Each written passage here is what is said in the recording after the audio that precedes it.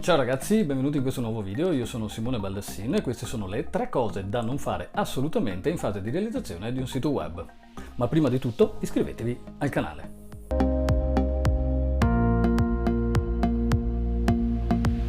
Fatto? Benissimo. Allora, in questo video voglio parlare con voi di alcune dinamiche di cui dobbiamo tenere conto quando andiamo a creare un sito web, che sono delle dinamiche che possono sembrare banali, ma in realtà sono fondamentali per la buona riuscita del vostro progetto e soprattutto per non avere problemi durante il proseguimento del progetto.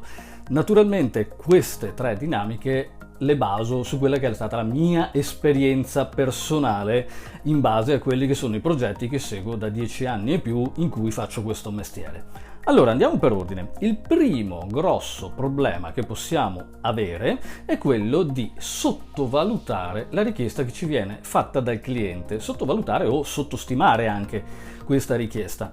Allora, normalmente una richiesta per un sito web mi arriva in diversi modi. Mi arriva o attraverso un form che ho dentro il mio sito web, o per il passaparola, o attraverso una mail diretta che mi arriva sempre attraverso il mio sito. Una cosa che mi sta succedendo invece da qualche mese a questa parte, da quando sto lavorando più frequentemente su questo canale, è che effettivamente le richieste per fare siti web mi arrivano direttamente dal canale e questa è cosa buona e giusta, voglio dire, che tra parentesi non avevo nemmeno previsto più di tanto. Però, una volta che mi arrivano queste richieste, io devo capire assolutamente 2 cose importantissime, cioè 2 all'interno della prima delle cose di cui devo tenere conto. Se sono in grado di andare a svolgere il lavoro che mi viene commissionato, perché potrebbe essere anche qualcosa che io non ho mai fatto prima. A questo punto la mia opzione è decidere se voglio effettivamente portare a casa quel lavoro e quindi in un certo senso farmi pagare per andare ad eseguirlo e imparare qualcosa di nuovo, voglio dire, mettendo anche sul piatto che devo avere qualche margine di collaborazione nel caso qualcosina non fosse esattamente nelle mie corde. Insomma, non è che nasciamo imparati, quindi di conseguenza molte volte si può imparare anche strada facendo quello che dobbiamo fare all'interno di una struttura. La seconda cosa che devo tenere conto all'interno della prima è il fatto di non sottostimare il prezzo, perché magari se per esempio è un qualcosina che non ho la più pallida idea di come si possa fare, magari è la prima volta che affronto, ok? È chiaro che per me è una sfida mettermi a costruire qualcosa che non ho mai fatto prima, ma di per sé potrei avere delle difficoltà ad andare a stimare le ore effettive di lavoro. Anche in questo caso io vi consiglio di fare un po' e un po', voglio dire, è vero che potrebbe capitare che magari sottostimiamo un po' troppo e ci andiamo a rimettere, ma è anche vero che in questo momento stiamo effettivamente imparando a fare un qualcosa che anche se ci rimettiamo qualche ora ci tornerà buona e utile per quando andremo a fare magari di nuovo quel tipo di situazione o comunque saremo cresciuti a livello di formazione nostra personale. Quindi assolutamente non sono comunque tempi buttati, non sono comunque ore buttate. È anche vero che se riusciamo a pianificare comunque un costo orario corretto, un numero di ore più che altro corretto, allora giustamente riusciamo a portare a casa sia, come si dice, la bottiglia piena e la moglie ubriaca. Va da sé naturalmente che in questo caso il mio consiglio è di provare a stare, se non siete sicuri, state leggermente più ampi nel preventivo, non state troppo ciucciati per portare a casa il cliente, perché il rischio è proprio quello di andare poi a farsi male. E questa è la prima delle 3 cose di cui dobbiamo assolutamente tenere conto quando andiamo a realizzare un sito web, o meglio, stiamo parlando della progettazione, della fase iniziale di progettazione di un sito web. La seconda cosa molto importante è ricordarci sempre che la nostra più grande risorsa quando andiamo a creare il sito è il nostro cliente. Il nostro cliente sa del suo lavoro, noi sappiamo di quello che sappiamo fare noi, ok? Quindi sulla base di questo è molto importante sedersi al tavolo con il cliente e cercare di capire nel modo più rapido possibile quali sono gli obiettivi che vogliamo portare a casa e quali sono le reali intenzioni ed esigenze del cliente. Questa cosa qui può sembrare scontata, ma in realtà non lo è affatto.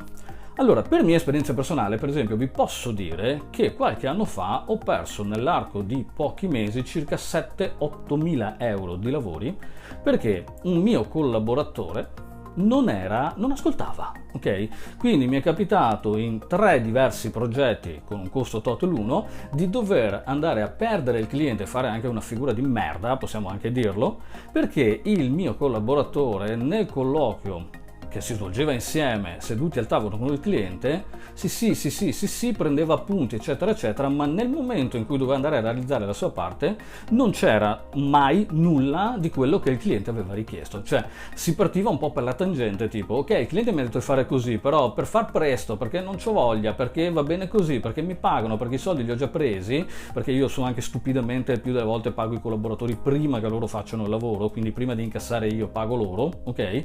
Quindi sulla base di questo giustamente si impara poi velocemente a mandare a fare in culo queste persone, ma di per sé nello specifico ascoltare quello che dice il cliente ci aiuta a portare a casa il risultato in maniera più ovvia, più veloce, più rapida e anche dimostrare una certa professionalità. Non è difficile, però fate anche due conti. Se per esempio noi andiamo a mettere sul piatto un progetto, una navigazione, un'alberatura e da questo dobbiamo estrapolare un layout grafico, teniamo di conto che se il layout grafico lo azzecchiamo al primo colpo, abbiamo risparmiato una pacca di ore disumana sul complessivo e quindi tutto quello che abbiamo preventivato inizialmente, se l'abbiamo risparmiato, è guadagno in più che abbiamo dopo, ma oltre a questo abbiamo anche la possibilità di non rimetterci ore, perché se dovessimo cominciare a rimettere le mani sulla grafica che abbiamo fatto, ovviamente si entra in un circolo di idee da cui non usciamo più, diventa abbastanza impegnativo. La modifichina ci può stare, la cazzatina cambiami questo ci può stare. Io molte volte per esempio tendo a dire ok, hai visto questa cosa, ti piace fatta così? Sì, vorrei cambiare due robe, tranquillo cliente, te la faccio direttamente a codice e poi la vediamo, ok? La vediamo direttamente sul codice. Però inquadrare e beccare subito, già dall'inizio, l'idea che il cliente ha e portarla a casa in maniera utile, ok, è fondamentale. Questo un po' è di mestiere, però ragazzi ricordatevi, è solo questione di andare ad ascoltare. Il terzo punto fondamentale di cui dobbiamo tenere conto quando andiamo a progettare e pianificare un sito web si rifà un po' al punto 2. Allora, quando noi andiamo a creare il nostro piccolo team di lavoro, perché va detto che i siti web da soli non li possiamo più fare, ci sono dei progetti dove possiamo lavorare in autonomia, ma ci sono anche dei progetti dove abbiamo bisogno del copy, del SEO, del fotografo magari anche, e qualche volta magari del grafico che ci prepari il logo, eccetera, eccetera. Cioè questa cosa varia a seconda del tipo di progetto che stiamo facendo e di cosa il cliente vuole che noi facciamo. Fin qua niente di anomalo. Va da sé però che ovviamente è per noi molto importante scegliere con cura il team di collaboratori con cui vogliamo andare a sviluppare questo progetto. A volte non c'è possibile perché magari il lavoro arriva a conto terzi e quindi i collaboratori ci arrivano tramite un'agenzia, o i collaboratori ci arrivano e sono proprio loro a proporci il lavoro che andiamo a fare, ok? Quindi ci adattiamo e ci adeguiamo. L'importante è avere le competenze sufficienti per andare a motivare scelte che magari noi facciamo che riteniamo giuste, corrette, ok? Rispetto a quelle che riteniamo sbagliate che ci vengono proposte, che so, dal grafico cartaceo che ha bisogno di fare il sito, che ci fa una bozza grafica che non segue nessuna delle dinamiche di UI o UX, user experience o user interface del web, perché giustamente non è il suo mestiere, ok? Sfatiamo anche sta cosa qua costante che il grafico, uno perché il grafico deve saper per forza fare anche le grafiche web, perché non è assolutamente vero. Il grafico web è un lavoro a sé stante che richiede di avere determinate competenze da mettere sul piatto senza tanti fronzoloni, come può essere quello di costruire altre strutture cartacee, ok? Cosa ci dobbiamo aspettare dal nostro team di collaboratori? Beh, la cosa più semplice del mondo: se tu collabori con me non devo starti dietro. Un collaboratore che canna le deadline o vi fornisce le cose sbagliate o ve le fornisce fuori tempo massimo o non vi risponde al telefono perché c'ha da fare o la tira lunga o non sa cosa fare o vi chiama ogni 2 secondi o voi dovete chiamarlo, insomma, se cominciamo a lavorare con persone, e vi garantisco che capita, che lavorano con questo criterio, per noi la perdita di tempo diventa disumana, ma si va a sommare a un fattore che possiamo trovare anche nel primo punto che abbiamo descritto, nel secondo e anche in questo, cioè vi fate un fegato gigantesco, da che parte sta il fegato di qua o di là, vabbè, vi fate un fegato gigantesco, ok, e alzarsi la mattina e sapere di dover affrontare un progetto e non avere voglia di farlo perché non siete nelle condizioni di fare il progetto come volete voi, col giusto criterio che ritenete voi e come siete abituati a lavorare voi, è una cosa che vi fa assolutamente passare la voglia di fare questo mestiere, ve lo garantisco. Cioè piuttosto rinunciamo al lavoro, vi garantisco, so che sembra brutto a dirsi rinunciare a un lavoro, ma ci guadagnate in salute e in voglia di investire in dinamiche, questa cosa l'ho già detta anche in altri video, in dinamiche che siano pertinenti e adeguate a quello che è il vostro modus operandi, ok? Bene ragazzi, questi sono, secondo la mia esperienza personale, 3 punti fondamentali di cui dobbiamo tenere conto in fase di progettazione di un sito web. Dopo aver fatto tutta una serie di video tutorial su WordPress, Elementor, eccetera, eccetera, ho pensato di regalarvi anche un po' di teoria. Nelle prossime settimane, se avete piacere, andremo un attimino avanti anche, video più, video meno, a cercare di capire quali sono altre dinamiche di cui dobbiamo tenere conto in fase di realizzazione, progettazione, messa online di un progetto web professionale a tutti gli effetti. Anche per oggi è tutto, grazie mille di avermi seguito, noi ci vediamo alla prossima, see you next time!